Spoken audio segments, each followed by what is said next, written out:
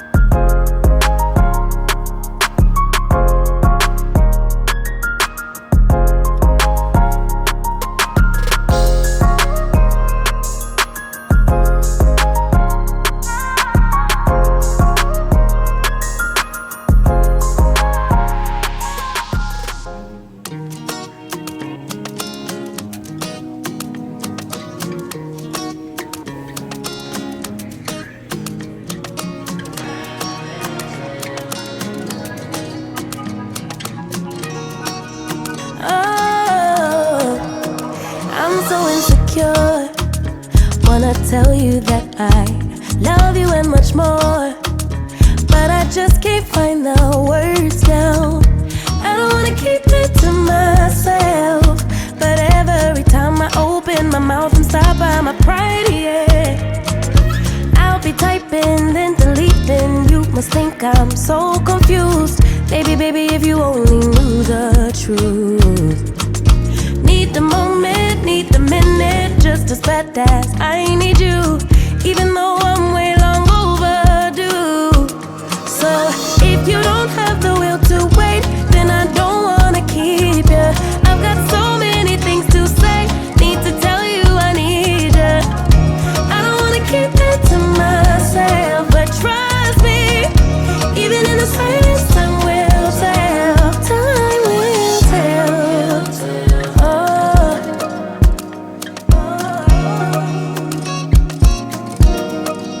Guess I blame it on my past. Used to plan the future way too fast. Why repeat it when it hurts so bad? Why repeat it when it never lasts? I'll be typing, then deleting. You must think I'm so confused. Baby, baby, if you only knew the truth. Need the moment, need the minute, just as bad as I need you, even though I'm way long overdue. So if you don't have the will to wait, then I don't wanna keep you. I've got so many things to say, need to tell you I need you. I don't wanna keep it to myself, but trust me, even in the silence, time will tell. Time will tell. Oh, time will tell. Oh.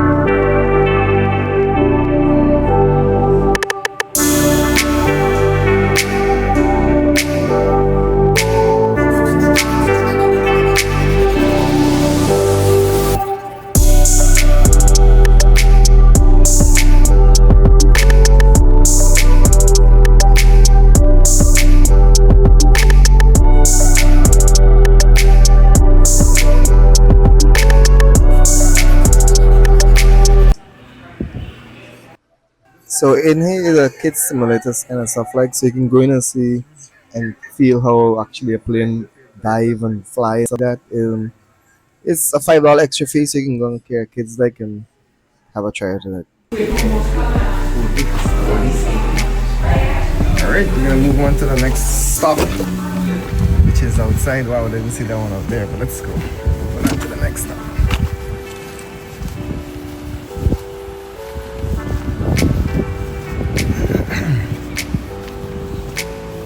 So we're gonna go out in the field and see what's up out there.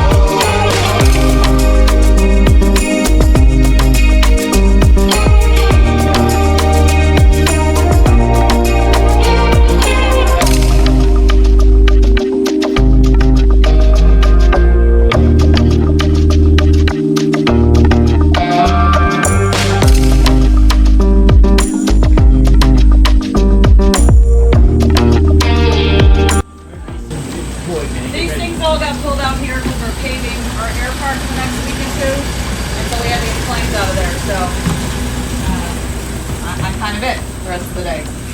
So this is a C-130. If you live local, you'll know that it flies out of the Stratton Air Force Base right across the way. They go to Greenland and Antarctica from here. This carries 60 fully outfitted paratroopers and cargo.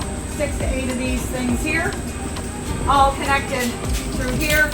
This slides down. They can be released one at a time or all together depending on what the mission is and what the loadmaster wants to do. They have little parachutes on them. Initially, what they're yelling about. Initially, these seats were not in these planes back in the 70s, but the loadmasters were doing all kinds of this kind of stuff when the plane was moving, and they kept blowing out their knees, and they decided that maybe they should stop that, so they gave them seats. Now, generally speaking, they do not jump out the back of the plane like you see in the movies. They're doing a low-level jump, practice jumps. You might see them go out the back. But generally speaking, paratroopers will hook up to here, and they're going to go out these doors when this person gives them permission. If you don't disconnect, this person has to pull you back in. You're going to bounce off the side of that plane multiple times. When they ever get you back in, you're going to join the injured list. This is the way it's going to be. If you need the restroom in this plane, because the young ones always ask this question, if you're a male, here's your bathroom. Goes right out into the air. If you got to go number 2 or you're a female, right there, that honey pot is your bathroom. May or may not have had a screen or curtain. If you were the first one to use it, you took it out and cleaned it. So nobody ever wanted to be the first one to use that. When it goes to Antarctica and Greenland, medical and scientific staff have to sit in these seats. They have to stay strapped in unless they need the restroom. Military people roam around here at will. It's not that we don't care about our military people. They just know what to do when things go wrong, and they need to know where all the civilians are if something happens.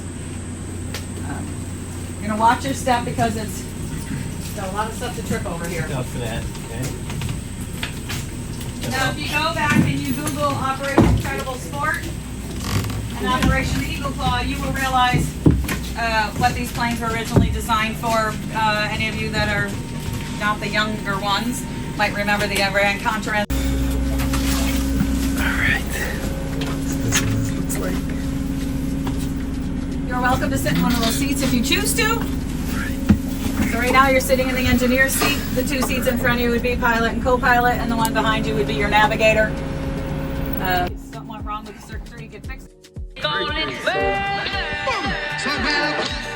you're done with much. Alright, that's a big one. This is the main one. And this course. Alright. We were still testing airborne radar. So we'll back this way. This truck fits inside this. Fits inside the C-130. With room to spare. You can also fit a small helicopter if you fold the blades up inside of here.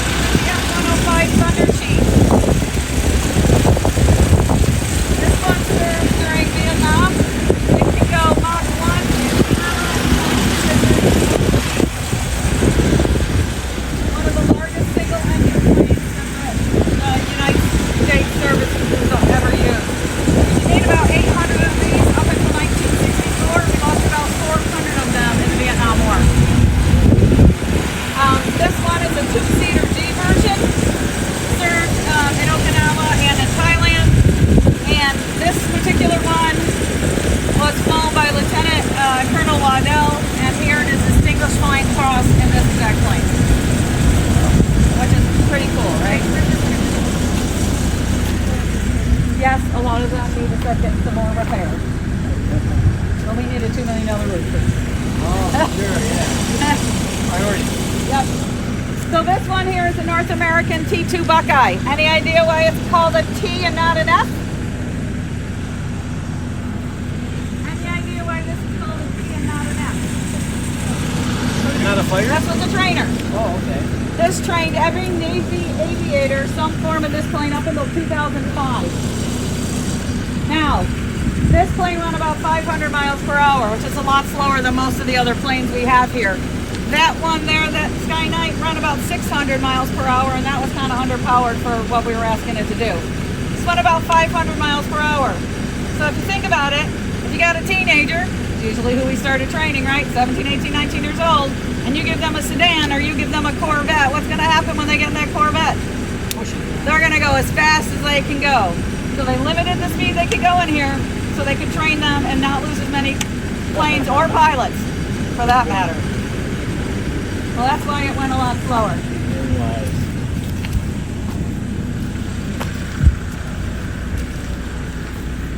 Like I said, I'm not a regular tour guide. I share what I do know. This is the Voodoo. Love the name. So this is a McDonald 101 fighter Voodoo. This one was used mostly in the Cold War. So this one had the ability to carry a nuclear blast warhead so that, you know, their nukes, our nukes, we can protect ourselves with everybody having a nuke, I guess. This one can go Mach 1.8 and can go over 1,800 miles for its range.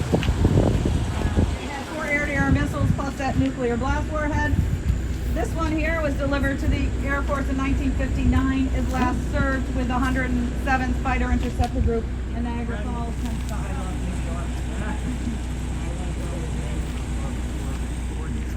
So again, Soviet Cold War era plane. Oh, there's our smartest tour guide.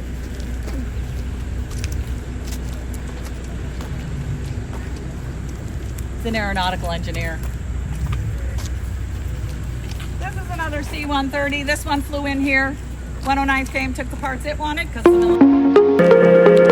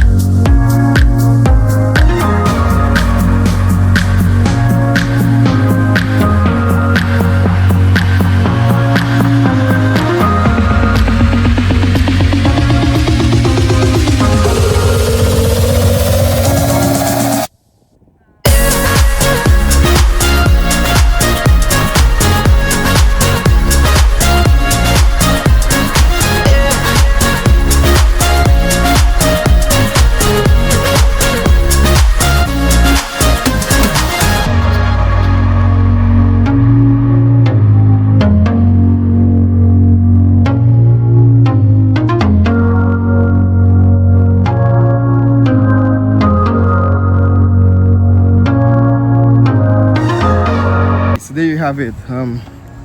There's one of the plane museum in the back over here. Alright, definitely check it out. The US Army one was really top notch. I like that one. You have a British area over here. Alright?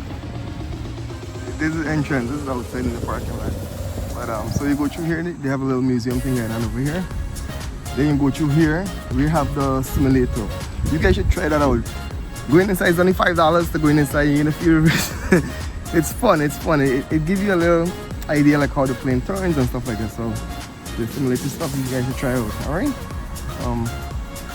Cool plane. Plane jet, whatever it is. So try it out and we're on to the next spot.